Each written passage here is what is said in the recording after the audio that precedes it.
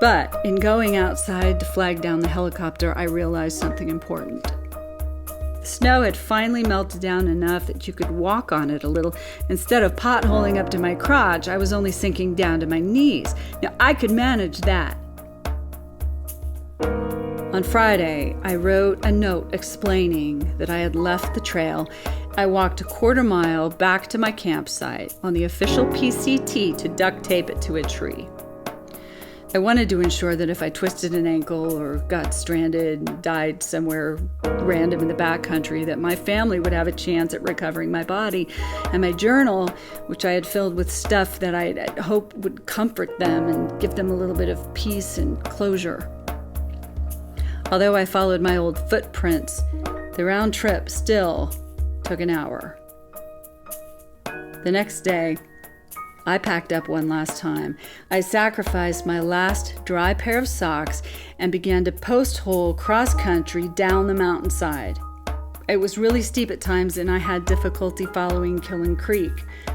And eventually I hit the south side of a creek farther north and managed to follow it and a series of elk trails through the tangled forest all the way into a campground right off of Forest Road 2329.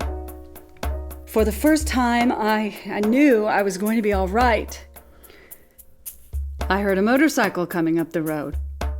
Hey, are you the one everybody's looking for? And I was like, what? Maybe? Yes. And then he asked how long I'd been out there, and I started to cry. And then he told me he'd just talked to a man from Search and Rescue and that he was on his way over and that they were going to take me back to the base camp and get me checked out. And then my dad and my grandparents were there, and I found out that there were about a jillion people out in the forest looking for me. And if I hadn't packed myself up and bushwhacked down the creek drainage, they wouldn't have discovered all the tracks I left around the campsite at mile 2253. And here's how I know for sure they would have found me. My friends were out there looking. Like 14 thru hikers I had met along the trail rallied together to find me, including a few people I'd never met before. And there were a bunch of other volunteers.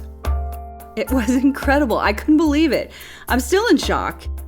And I don't know how I'm ever going to thank them enough.